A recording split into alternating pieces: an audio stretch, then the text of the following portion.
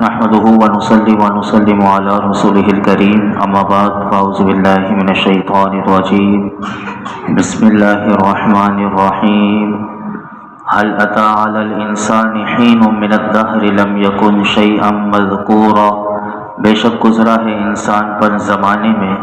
ایک ایسا وقت جب کہ یہ کوئی قابل ذکر چیز نہ تھا۔ اللہ رب العالمین نے ارشاد فرمایا کہ دنیا کی لمبی عمر میں ایک وقت ہر شخص پر گزرا ہے کہ جب کہ وہ کوئی قابل ذکر چیز نہ تھا، پیدا ہونے سے پہلے ہی وہ ویسے ہی معدوم تھا کہ اس کے ذکر کا سوال ہی پیدا نہیں ہوتا۔ جب رحم مادر میں اس نے قرار پکڑا تب بھی کسی کو کیا خبر تھی کہ اس صدف میں کس نوعیت، کس آب و تاب اور کس قدر و قیمت کا موتی پرورش پا رہا ہے۔ جب وہ پیدا ہوا تو ایک کمزور سا بچہ، نہ چل سکے نہ بول سکے، بہرحال ہر شخص پر کوئی نہ کوئی ایسا دور گزر چکا ہے جب کہ یہ کوئی قابل ذکر چیز نہ تھا۔ آج اگر وہ شہریار، تاجدار، بادشاہ بن گیا، آج اگر وہ لشکر جرار کا سپہ سالار ہے، آج اگر دولت و ثروت کے انبار اس کے قدموں میں لگے ہیں، تو اس کو مغرور ہو کر اپنے خدا کو فراموش نہیں کر دینا چاہیے کہ بلکہ ہر لحظہ اپنی اصلیت پر نگاہ رکھنی چاہیے۔ پھر آگے ارشاد فرمایا انا خلقنا الانسان من نطفۃ امشاج نبتلیہ فجعلناہ سمیعا بصیرا، بے شک ہم نے آدمی کو ملی ہوئی منی سے پیدا کیا کہ تاکہ ہم اس کا امتحان لیں، تو ہم نے اسے سننے والا، دیکھنے والا بنا دیا۔ انا ہدیناہ السبیل اما شاکرا و اما کفورا، اب یا شکر گزار ہے یا ناشکری کرنے والا ہے۔ ان دو آیات میں اللہ تعالیٰ نے انسانوں کی پیدائش سے متعلق اپنے قانون کو بیان فرمایا، اور اس کا قانون کیا ہے؟ اس کا قانون یہ ہے کہ اس نے آدمی کو مرد اور عورت کی ملی ہوئی منی سے پیدا کیا۔ فرمایا جب کہ اللہ تعالیٰ کی قدرت انسان کی پیدائش کے سلسلے میں اس ذریعے کی بھی محتاج نہیں، یعنی انسان جو عورت اور مرد کی منی سے جو پیدا ہوتا ہے اللہ اس کا محتاج نہیں۔ فرمایا اللہ تعالیٰ نے حضرت آدم علیہ السلام کو ماں باپ کے بغیر، یعنی دونوں کے بغیر پیدا کر دیا، یہ بھی اس کی قدرت ہے۔ اور فرمایا حضرت حوا کو بغیر ماں کے پیدا کر دیا، یہ بھی اس کی شان ہے۔ اور فرمایا کہ حضرت عیسیٰ علیہ السلام کو بغیر باپ کے پیدا کر دیا، یہ بھی اس کی قدرت ہے۔ اور اسی طرح فرمایا کہ یہ انسان کو پیدا کیوں کیا، تو پھر دونوں کا وجہ بھی بتا دی تاکہ ہم اس کا امتحان لیں۔ یعنی ہم نے انسان کو پیدا کیا تو اس وقت یہ ارادہ کیا کہ ہم اسے مکلف کر کے اپنے احکامات اور ممنوعات سے اس بندے کا جس کو ہم نے پیدا کیا ہے، فرمایا اس کا امتحان لیں، تو ہم نے اسے سننے والا اور دیکھنے والا بنا دیا تاکہ وہ دلائل کا مشاہدہ کر سکے اور آیات ربانی میں غور کرے اور غور سے سنے اور اس کو سن کر اس کو سمجھے۔ یاد رکھیے گا یہاں جو انسان سے مراد حضرت آدم علیہ السلام کی اولاد مراد ہے۔ پھر اللہ تعالیٰ نے ارشاد فرمایا کہ بے شک ہم نے ظاہری اور باطنی حواس عطا کرنے کے بعد انسان کو دلائل قائم کر کے، رسول بھیج کر اور اپنی کتابیں نازل فرما کر ہدایت کا راستہ ہم نے دکھا دیا۔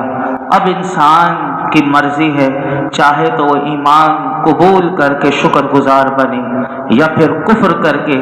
ناشکری کرنے والا بنے۔ یعنی اللہ فرماتا ہے کہ ہم نے دونوں راستے انسان کو دکھا دیے ہیں کہ دیکھ لو کہ یہ سیدھی راہ ہے اور یہ ٹیڑھی راہ ہے، اب تمہاری مرضی ہے کہ ہدایت کے راستے پر چلنا ہے یا تم نے گمراہی کے راستے پر چلنا ہے۔ اگر گمراہی کے راستے پر چلو گے اور تباہی کے راستے پر چلو گے تو پھر اگلی آیت میں پھر بتایا انا اعتدنا للکافرین سلاسل واغلالا وسعیرا، بے شک ہم نے کافروں کے لیے زنجیریں اور توق اور بھڑکتی آگ تیار کر کے رکھی ہے۔ جیسے کہ ابھی آپ نے سنا کہ کافروں اور ایمان والوں کا ذکر پہلے کیا، اب اس آیت میں وہ چیز بیان کی جا رہی ہیں کہ جو کافروں کے لیے تیار کی گئی ہیں۔ وہ کون سی چیزیں ہیں؟ تو فرمایا بے شک ہم نے آخرت میں کافروں کے لیے زنجیریں تیار کر کے رکھی ہیں اور جن سے اسے باندھ کر فرمایا کہ دوزخ میں اسے گھسیٹا جائے گا، اور اس کے لیے توق ہم نے تیار کر کے رکھا ہوا ہے جو اس کی گلے میں پہنا دیا جائے گا، اور فرمایا اس کے لیے بھڑکتی ہوئی آگ ہے تیار کر کے رکھی ہے کہ جس میں اسے جلایا جائے گا۔ یعنی تینوں چیزوں کا ذکر کر دیا۔ جہاں کافروں کا ذکر ہوتا ہے وہیں اللہ کے نیک بندوں کا بھی ذکر ہوتا ہے۔ پھر دیکھیے قرآن اگلی آیت میں نیک بندوں کا ذکر کرتا ہے۔ فرمایا کہ ان الابرار یشربون من کأس کان مزاجها کافورا عینا یشرب بها عباد اللہ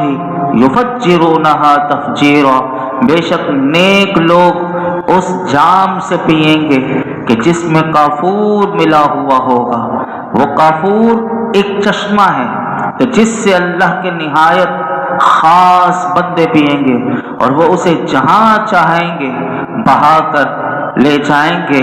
اللہ اکبر۔ یہاں اللہ رب العالمین نے نیک لوگوں کا ذکر کیا کہ فرمایا کہ ایمان والے جو ایمان دنیا میں انہوں نے قبول کیا اور وہ نیکی کے راستے پر چلتے رہے، فرمایا ایسے نیک لوگ جب جنت میں جائیں گے تو فرمایا اس جام سے پئیں گے کہ جس میں کافور ملا ہوا ہوگا، اور فرمایا کہ یعنی کہ پانی میں کافور ملا ہوا ہوگا، بلکہ فرمایا وہ کافور جنت میں ایک چشمہ ہے کہ جس سے اللہ کے نہایت خاص بندے پئیں گے، اور وہ اپنے مکانات اور محلوں میں اسے آسانی کے ساتھ جہاں چاہیں گے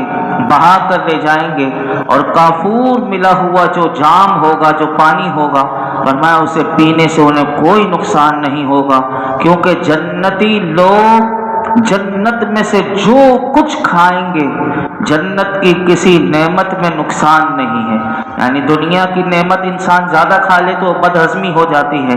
اور اسے نقصان بھی ہو سکتا ہے کھانا زیادہ، لیکن فرمایا جنت کی کوئی نعمت انسان کو نقصان نہیں دے گی، بلکہ جنت کی نعمت میں شفا ہی شفا اور لذت ہی لذت، اور جتنا کھائیں گے سب ہضم ہو جائے گا۔ یہ اللہ کا ان نیک بندوں پر اس کا کرم ہوگا۔ پھر مزید اللہ تعالیٰ نے کہ نیک بندوں کو جو یہ ملے گا تو کیوں ملے گا، اب ان کے اعمال بتائے جا رہے ہیں، ان کا ذکر کیا جا رہا ہے، وہ کون سے اچھے عمل کرتے تھے جن کی وجہ سے یہ ثواب دیا جائے گا۔ ان کے دو کاموں کا ذکر کیا۔ نمبر 1 فرمایا یوفون بالنذر ویخافون یوما کان شرہ مستطیرا، وہ اپنی منتیں پوری کرتے ہیں اور اس دن سے ڈرتے ہیں کہ جس کی برائی پھیلی ہوئی ہوگی۔ پہلا عمل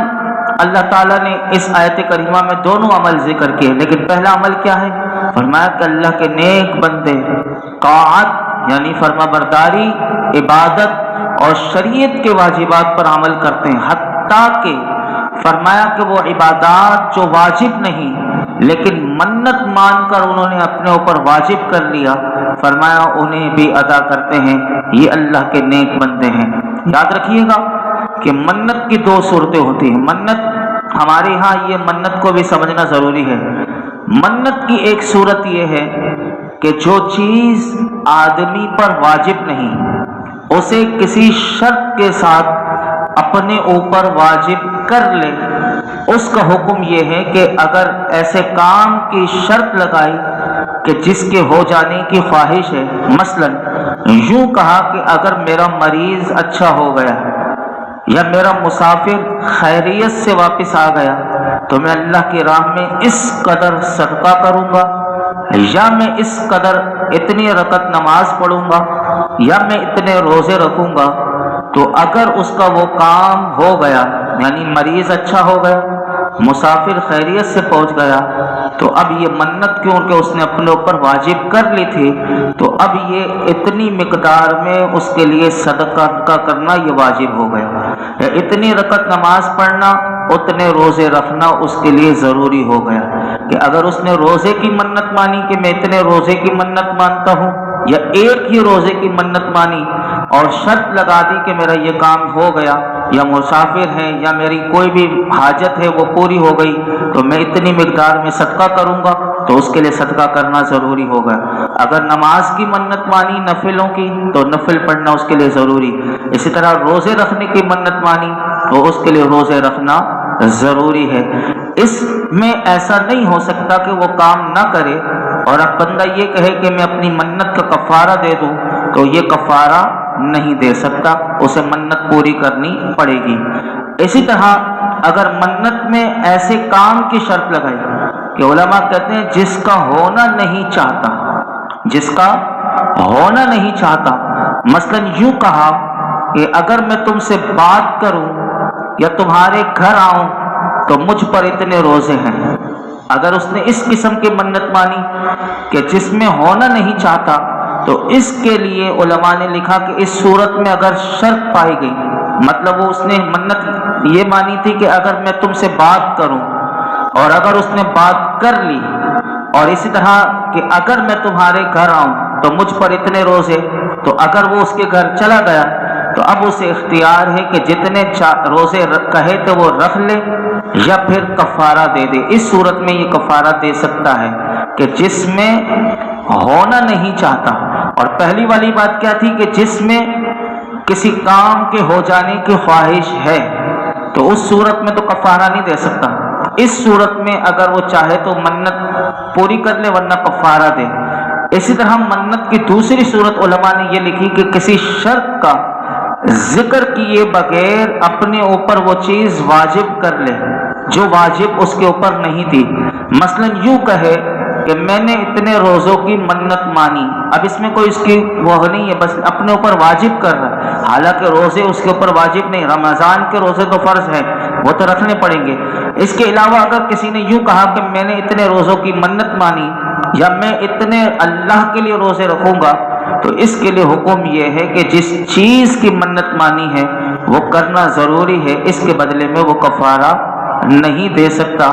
اس کے اوپر منت واجب نہیں تھی لیکن اس نے اپنے اوپر منت خود واجب کی، تو اب اسے روزے کی منت کی تو وہ پوری کرنی پڑے گی، اگر نمازوں کی منت مانی تو وہ پوری کرنی پڑے گی۔ اور اس کے علاوہ بھی مزید اس کی تفصیلات ہیں منت کے حوالے سے، میں نے صرف 2 صورتیں آپ کے سامنے عرض کی ہیں، اگر کوئی پڑھنا چاہے منت کے حوالے سے تو بہار شریعت جلد نمبر 2 میں ایک پورا باب ہے، حصہ نمبر 9 میں منت کا بیان، اس میں مفتی امجد علی اعظمی رحمۃ اللہ تعالی علیہ نے پورا منت کے حوالے سے مسائل لکھے ہوئے پڑھیے۔ اسی طرح اللہ تعالیٰ نے اسی آیت کریمہ میں نیک بندوں کا دوسرا عمل ذکر کیا، اور وہ یہ ذکر کیا کہ اللہ کے نیک بندے اس دن سے ڈرتے ہیں کہ جس کی شدت اور سختی پھیلی ہوئی ہوگی۔ اللہ اکبر، یعنی خوف، قیامت کا خوف، حساب کا خوف، اللہ کی بارگاہ میں پیشی کا خوف، اور وہ یعنی یہ وہ تصور ہے کہ دنیا میں جو عمل کر رہے ہیں ان عمل پر بھروسہ نہیں کہ اللہ کی بارگاہ میں یعنی حاضری ہوگی تو اپنے تمام اعمال کا حساب کتاب دینا پڑے گا، لیکن دنیا میں وہ تمام کام بھی کرتے ہیں کہ جو عبادات ہیں، شریعت نے جو واجبات ہیں، وہ تمام کام کرنے کے بعد اپنے اوپر جو منتیں ہوتی ہیں وہ بھی پوری کرنے کے بعد فرمایا انہیں خوف فکر آخرت بھی ہوتی ہے اور وہ قیامت کے دن سے ڈر بھی رہے ہوتے ہیں۔ حضرت قتادہ رضی اللہ تعالیٰ عنہ فرماتے ہیں کہ قیامت کی شدت کیسی ہوگی، تو اس حوالے سے آپ فرماتے ہیں اس دن کی شدت اس قدر پھیلی ہوئی ہوگی کہ آسمان پھٹ جائے گا، ستارے گر پڑیں گے، سورج بے نور ہو جائیں گے، پہاڑ ریزہ ریزہ ہو جائیں گے اور زمین پر کوئی عمارت باقی نہ رہے گی۔ یہ قیامت کی شدت اور اس کی سختی ہے۔ فرمایا اللہ کے نیک بندے اس سختی کو، اس شدت کو اپنے پیش نظر رکھتے ہیں کہ اس وقت کیا حال ہوگا۔ اور اس سے وہ خوف زدہ ہوتے ہیں اور وہ ڈر بھی رہے ہوتے ہیں۔ اور اسی طرح اللہ کے نیک بندے اور مزید کیا کام کرتے ہیں، کل ہم سماعت کریں گے کہ کیسے وہ اللہ کی محبت میں دوسروں کا خیال رکھتے ہیں، کس طرح وہ دوسروں کے کام آتے ہیں، دوسروں کی مدد کرتے ہیں۔ اللہ رب العالمین یہ اچھی اعمال ہمیں بھی کرنے کی توفیق عطا فرمائے۔ الحمدللہ رب العالمین والصلاة والسلام علی سید الانبیاء والمرسلین وعلی آلہ واصحابہ اجمعین۔ یا اللہ پاک جو کچھ سنا ہے اس میں کوئی غلطی کوتاہی ہو معاف فرما۔ رب کریم تیرے نیک بندوں کا ذکر سنا، یا اللہ ہم سب کو بھی نیک اعمال کی توفیق عطا فرما، صالحین کے نقش قدم پر ہمیں چلنے کی توفیق عطا فرما، ہمارے تمام صغیرہ کبیرہ گناہ معاف فرما، ہمارے ماں باپ کے ساری امت مسلمہ کی بے حساب مغفرت فرما۔ یا اللہ ہمیں اپنا حقیقی خوف نصیب فرما، یا رب العالمین یا ارحم الراحمین، ہمارے باطن کو ہمارے ظاہر کو ستھرا اجلا کر دے، ہمیں گناہوں سے نفرت عطا کر دے، یا اللہ گناہوں سے بچنے والا بنا دے۔ گناہ سے بچنا میرا مولا تیری طاقت اور تیری توفیق کے بغیر ناممکن۔ یا اللہ ہمیں اپنے کرم سے، اپنے فضل سے یا اللہ ہمیں گناہوں سے بچنے کی توفیق عطا فرما۔ یا رب العالمین اپنے پیارے محبوب علیہ الصلوۃ والسلام کی عظمتوں، رفعتوں، بلندیوں کے صدقے یا اللہ تو ہم سے ہمیشہ کے لیے راضی ہو جا۔ اللہ اپنی رضا کی دولت عطا کر دے، اخلاص اور یقین کی دولت عطا فرما، صبر شکر کی دولت عطا فرما، ہر قسم کی بناوٹ، ہر قسم کی منافقت ہم سے دور فرما، ہمیں ہر عمل میں مخلص بنا دے۔ یا رب العالمین جتنی دعائیں ہم نے کی ہیں آئندہ کریں گے، پروردگار عالم شب جمعہ کی برکت سے اپنے محبوب کے صدقے ہماری تمام دعاؤں کو شرف قبولیت عطا فرما۔ یا رب العالمین ہماری دعاؤں کو قبول فرما۔ وصلی اللہ تعالی علی خیر خلق محمد وعلی آلہ وصحبہ اجمعین۔